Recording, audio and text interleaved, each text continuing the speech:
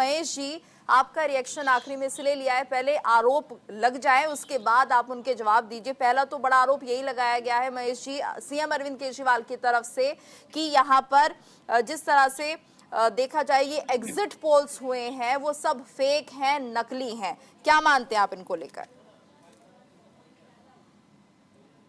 देखिए, अरविंद केजरीवाल का काम इस देश में झांसा देने का है। जनता को झांसा दे के सत्ता में आते हैं। सत्ता में जब आते हैं तो एक ऐसा जघन्य अपराध करते हैं जिसका मिसाल इस देश में कहीं दिया नहीं जा सकता है।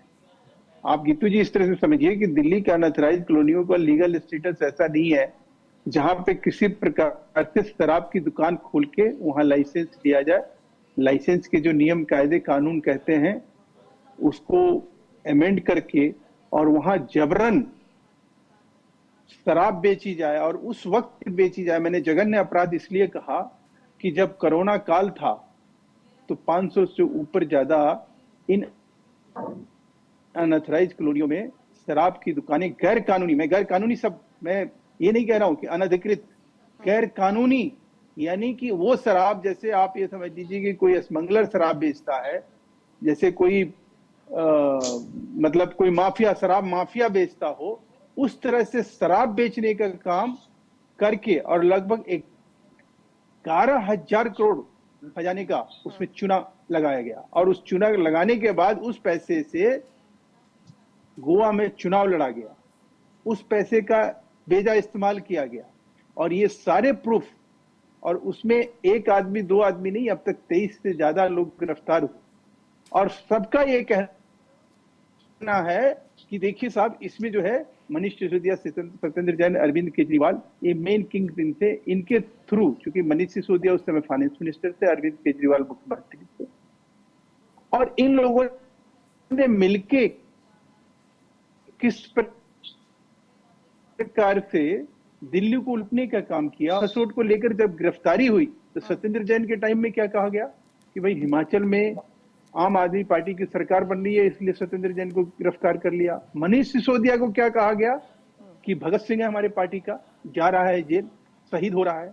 और शहीद किस चीज के ऊपर, भगत सिंह को किस चीज के ऊपर शहीद किया जा रहा था कि शराब मामले में जो उन लोगों ने घोटाला किया, भ्रष्टाचार किया, जो पैसे लिए और उन पैसों के जो प्रूफ मिले, और उन पैसों को प्रूफ के साथ जब वो जेल के अंदर गए तो देश का कोई भी कोर्ट कचहरी, सुप्रीम कोर्ट तक किसी ने भी इस चीज को गलत ठहराने की, ईडी की किसी भी कार्रवाई को गलत बताने की सबूत के आधार पे कोई कोशिश नहीं करी। और आज जो सबसे बड़ी चुनौती जो है, केजरीवाल बन गए थे सुप्रीम कोर्ट के लिए।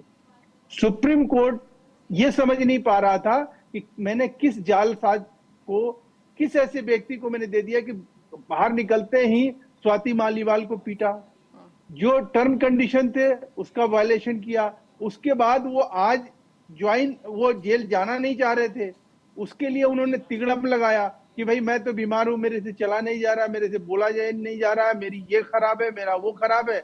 आज देखिए क्या मतलब जलवे जलाल के साथ साहब निकले। और महात्मा गांधी और भगत सिंह जी का शराब के मामले में अपमान करना क्या देश कभी सहेगा? इस तरह से ये सत्य अहिंसा का ये कौन सा तरीका है भाई? ये कौन सा सत्य अहिंसा करने की ये बात और विचार जो है सामने रख के और केजरीवाल को महिमा मंडित करने की कोशिश की जा रही है? क्या महात्मा गांधी ने कभी जेल इस तरह से गए कि वो शराब बेचते हुए पकड़े गए और शराब गैर कानूनी तरीके से शराब बेचने का काम किया? भगत सिंह ने ऐसा कोई काम किया है क्या? जो उसका नाम लेके और उसका समर्थन करने वाले लोग क्या है? वैचारिक रूप से आप लोग इतने ये हो जाएंगे कि आप अरविंद केजरीवाल को ये कह डालेंगे कि भाई वो महात्मा गांधी और भगत सिंह जैसा काम कर रहा है।